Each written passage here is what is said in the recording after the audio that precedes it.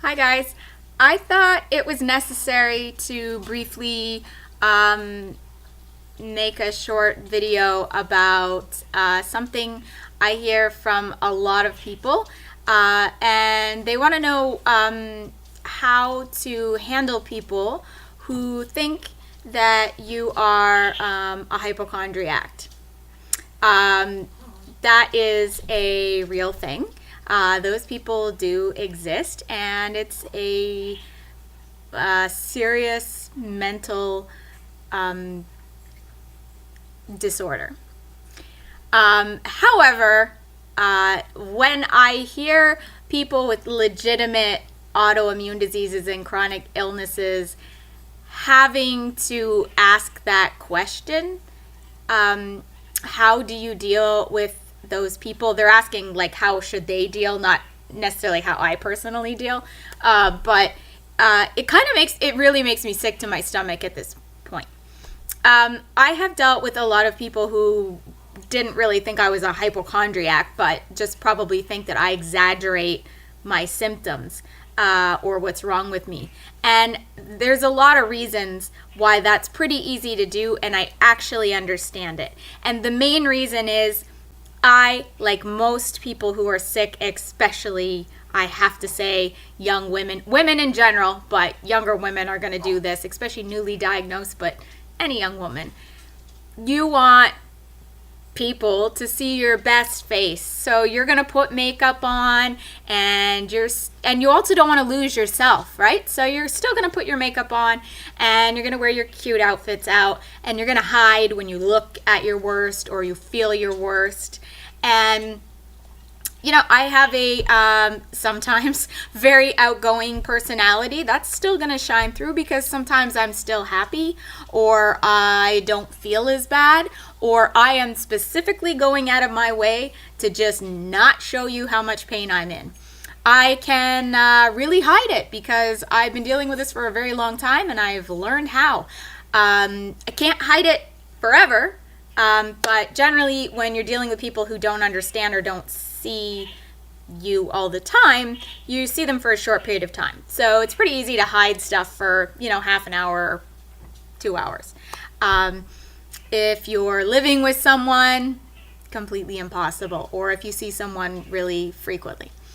So it is easy to hide, and of course, with all of these diseases, we have good times during the day and bad, and we also have good times during the week and bad, and things fluctuate rapidly. So I really understand how that can be confusing to people around us. A lot of these symptoms and parts of these diseases are invisible to other people, and I totally get that it can be very hard to understand, accept, and relate.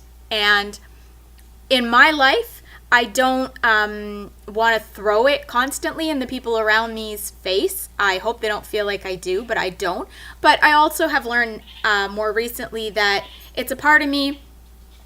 People don't have to take everything in constantly. I don't want them to constantly say, how are you today? Are you better yet? It's not going to happen. We just take it for what it is, and just carry on. Just take it for what it is. That's all I ask of the people around me. Just love, acceptance, and just to take it for what it is. But going back to the specifically, not just people thinking you're over-exaggerating is not a word, sorry. Exaggerating your symptoms, specifically people thinking you're a hypochondriac. That really, pisses me off.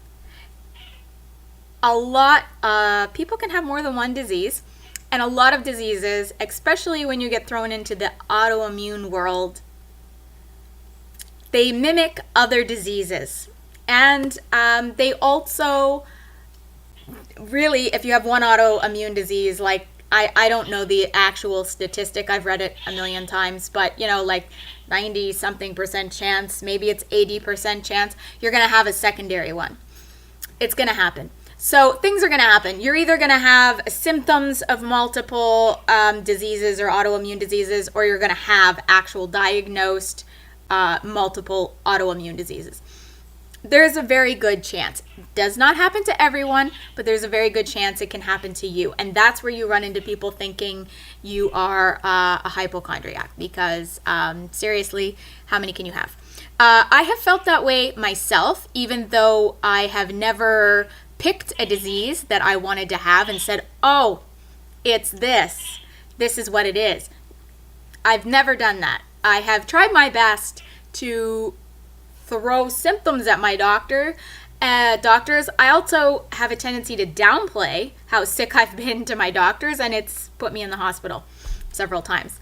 But that's just the way it is. I don't want to be sick.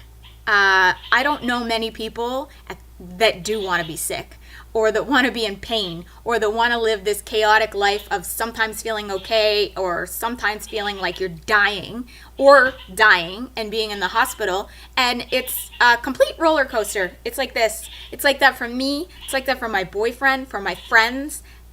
You have no idea what you're going to get from one minute to the next, and it is not a pleasant way to live. And so many things can set off a flare. You're kind of afraid to do anything, because it's like, is this water going to set off a flare? You have your known triggers, but then there are random triggers. I didn't sleep enough last night. Now I'm flaring for a week, or I have to increase my prednisone.